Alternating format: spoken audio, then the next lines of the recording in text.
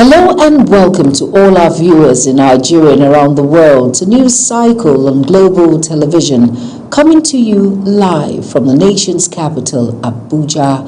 I am Jumai Manson. A quick reminder that Global Television is on DSTV channel 365 and Star Times channel 276. Now the news in full.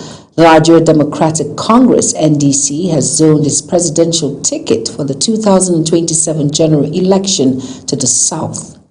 The decision was taken at the party's national convention in a resolution adopted after a motion moved by Afam Victor and seconded by Sheyin Shomi. The party allocated a 2031 slot to the north. The convention also ratified all members of the NDC's National Executive Committee following a motion moved by Victor Ome, senator representing Anambra Central. Our political correspondent, Obong Usoro, will bring us that report in our next bulletin. Now, the Economic and Financial Crimes Commission, EFCC, has declared former Minister of Humanitarian Affairs, Sadiya Umar Farouk, wanted over allegations of criminal conspiracy, abuse of office, and diversion of public funds. The anti-graft agency announced the development in a notice published on its official website on Saturday, urging members of the public with useful information to contact any of its offices nationwide or report to the nearest police station.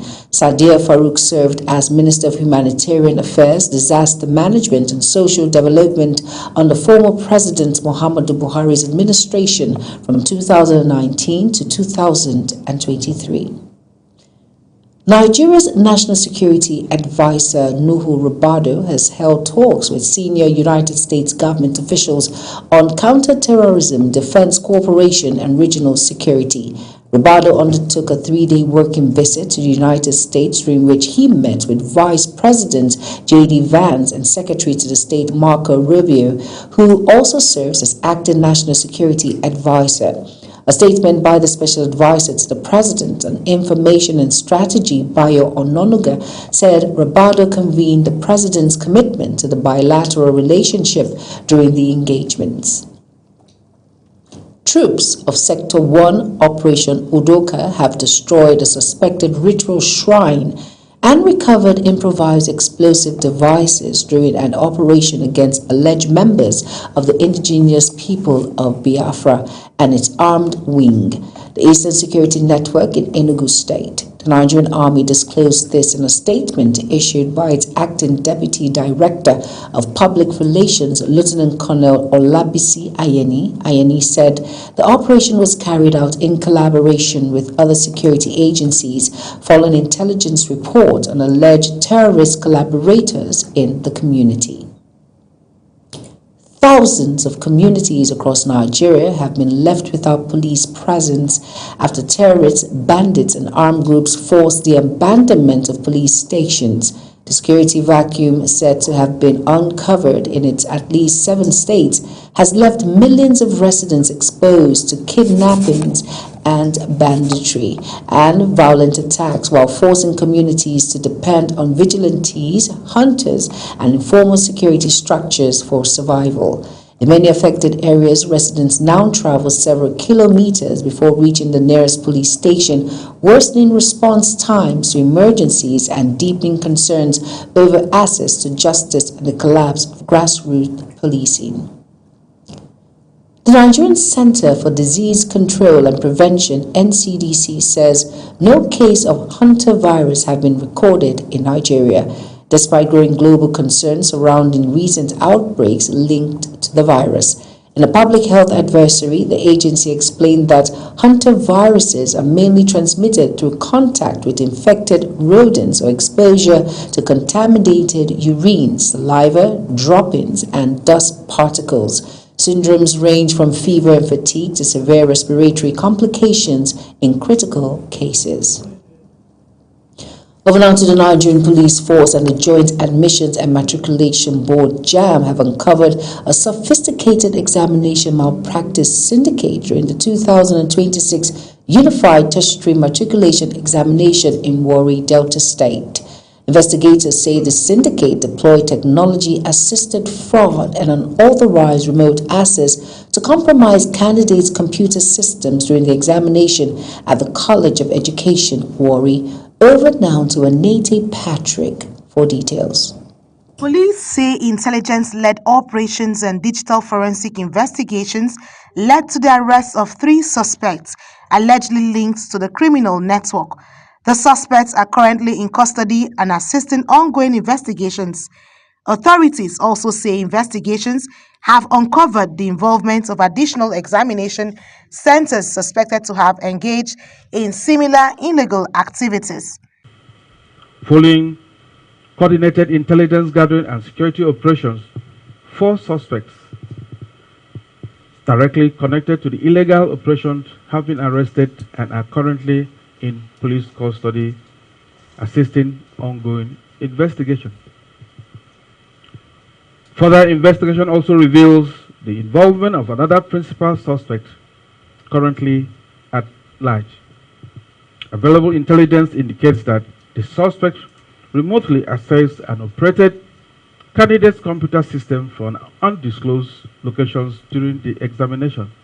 As part of immediate measures, JAMB has withdrawn results from affected centers pending the conclusion of investigations, while candidates affected by the developments will be rescheduled for mop-up examinations. If we tell you what these people did, I'm sure they too will be shocked that we were able to get them. I don't think they believe that anybody will see what they were doing.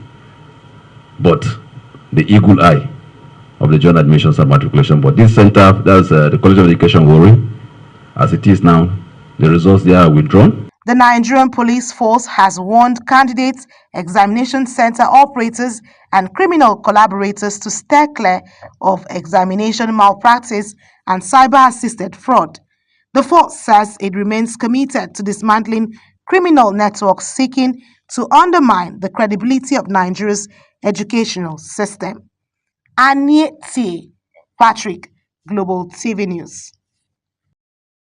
The Tertiary Education Trust Fund, TET Fund, has described the establishment of zonal multi-purpose research laboratories as a major step towards transforming Nigerian scientific and technological capacity. Executive Secretary of TET Fund, Architect Sonny Echono, made this known while receiving the report of Advisory Committee on the equipping of the fund's zonal multipurpose laboratories at its headquarters in Abuja. Sadatu Garba was there for Global Television. The Executive Secretary of TET Fund, Sonny Echono, explained that the idea for the laboratories was conceived to address the country's long-standing shortage of modern research facilities and reduce dependence on foreign laboratories for scientific analysis and testing. He noted that 6 laboratories are expected to support research, innovation, and industrial development.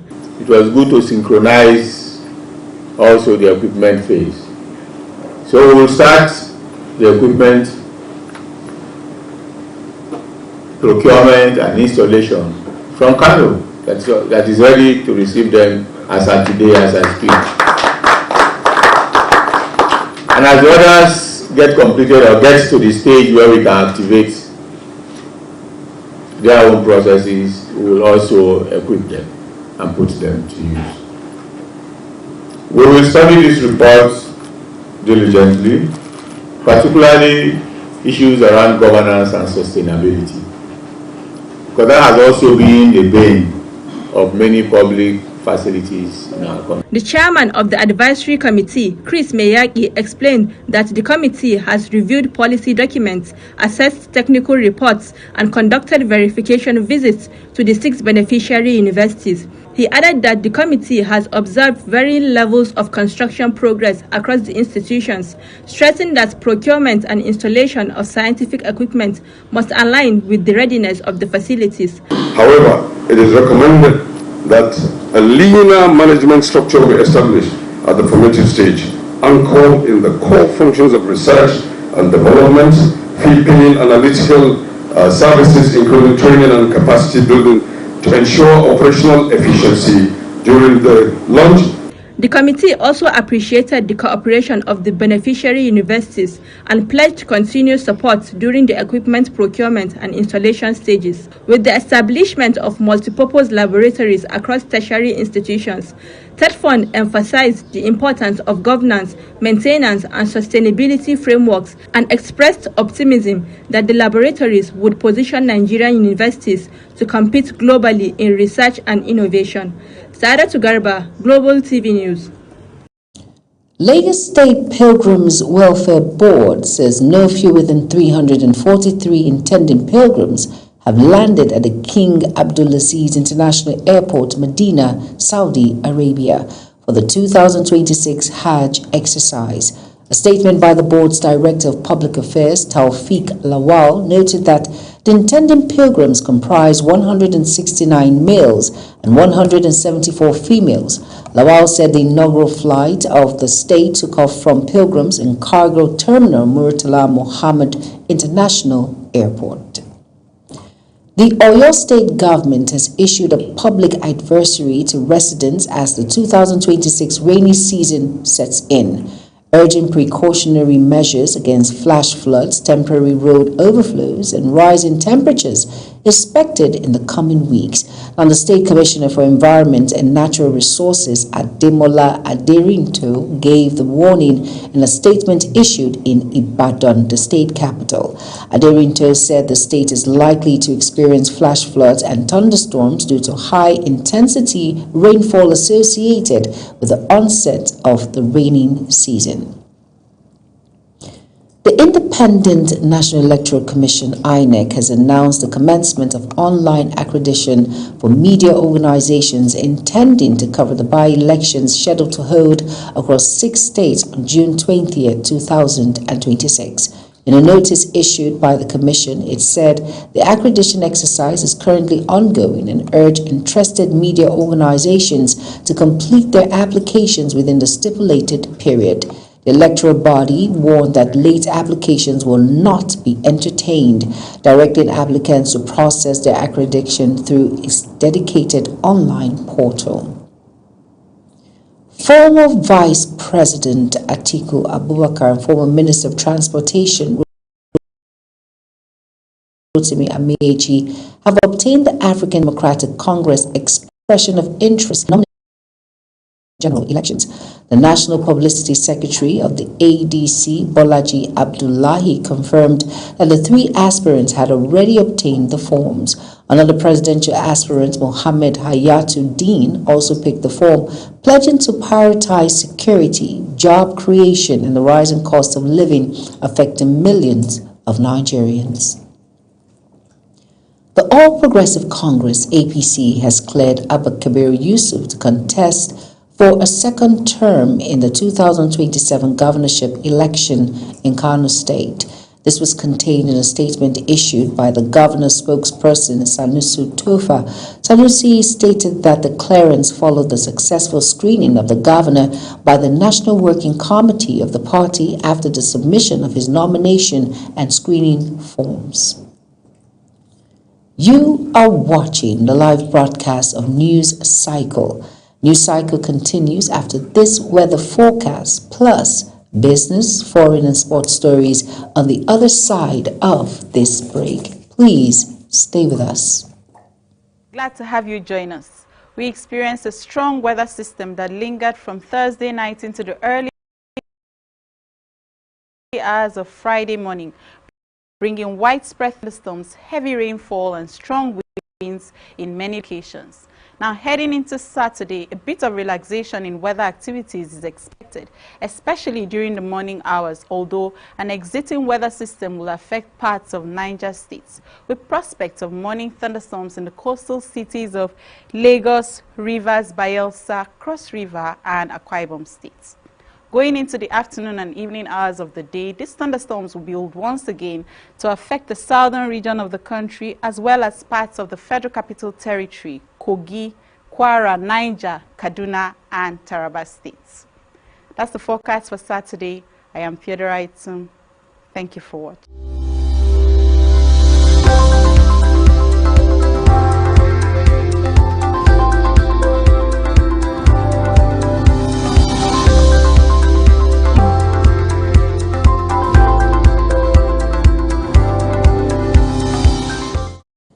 You're welcome back, and if you're just tuning in, this is News Cycle on Global Television. Thank you for staying with us. In business now, the Nigerian-Vietnam Chamber of Commerce and Industry has said it will incorporate youth-driven startup stakeholders into its development plans as part of efforts to build a lasting ecosystem for youth contribution and innovation. Members reached this resolution at a business meeting held in Lagos under the oversight of the president of the Nigerian-Vietnam Chamber of Commerce and Industry, Oye Akinsomion. The resolutions contained in a communique states that the chamber plans to use the collaboration to create a game-changing, enhanced, and lasting youth-driven contribution ecosystem.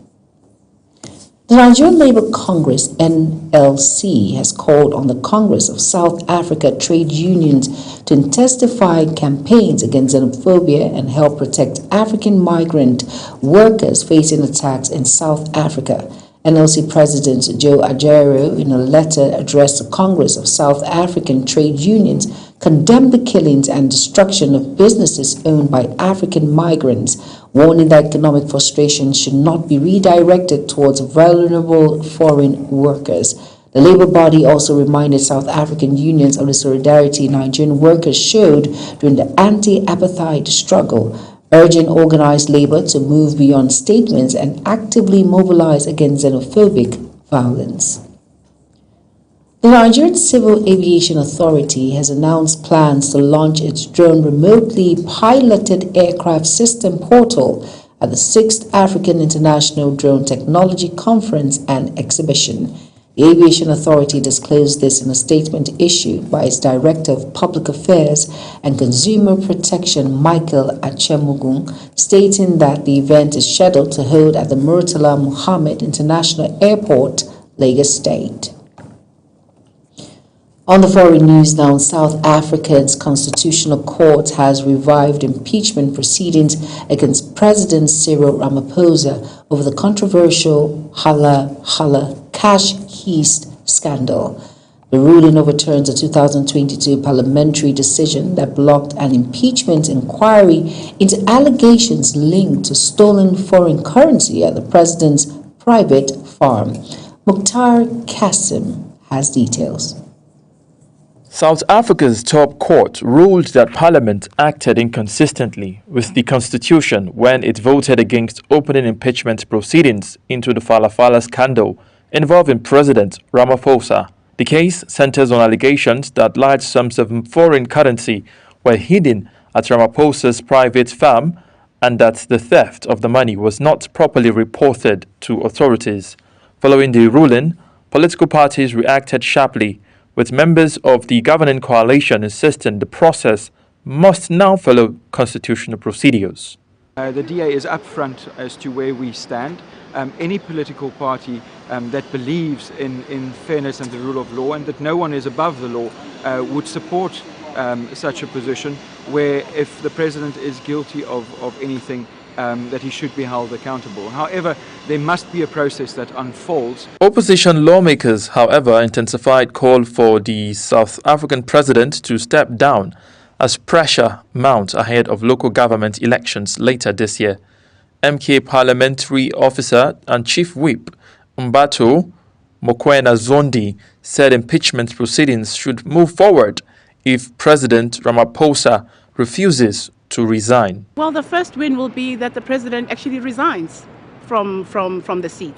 You know, that will be the honorable thing for the president to do. The second one is that if he doesn't resign, then we do go through the process of impeachment. Definitely. It goes without saying that it is time for him to be accountable and to actually be honest to the people of South Africa. President Ramaphosa has denied wrongdoings and maintains that due process should take its course, while the Constitutional Court has now ordered the matter to be referred to an impeachment committee for further action. Mukhtar Qasim, Global TV News. Spain is preparing to receive more than 140 passengers and crew aboard the Dutch-flagged cruise ship MV Honduras after a Hanta's virus outbreak linked to Andes strain that left 3 people dead and several others affected.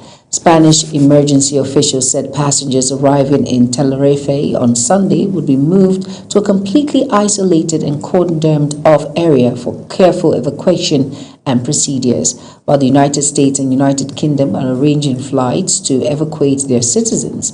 The World Health Organization maintained that the risk to the wider public remains low, stressing that hantavirus is not easily transmitted between humans and insisting the outbreak is not a new COVID. The United Kingdom political landscape has been redrawn as results from local elections conclude, with Reform Party and the Green Party recording triumphs while Labour and others accounting devastating losses. Our correspondent, Edikin Michael, tells us more. The election concluded at 10 p.m. last night, and the story so far is one of fragmented politics. No single party has achieved dominant popularity. I'm live here at the polling units, one of the polling units of the elections, of course, where we have voters coming in to vote. And this is just about a few minutes to 10 p.m. People are still coming in to vote for the candidates, irrespective of the parties they are supporting in this election. This shows you the transparency of the elections we have here in England. And one of the things that, of course, we get to see is that people are free to make the choices. We can find security agencies here at the polling unit. People are voting for all they want freely without any influence. And of course, the exercise started at since 7 a.m. in the morning, and of course, just finishing in a few minutes from now. This shows you the transparency we can find here at the polling station. Reform Party is currently leading, capturing the most votes, a repeat of their performance in last year's local elections. Following behind is a cluster including Labour, Conservative, Liberal, Democrat, and the Green parties.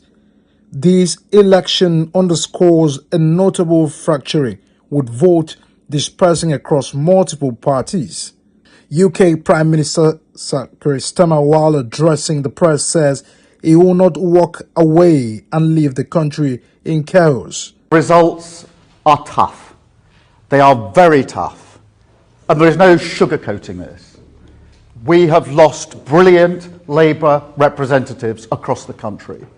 These are people who put so much into their communities, so much into our party and our movement.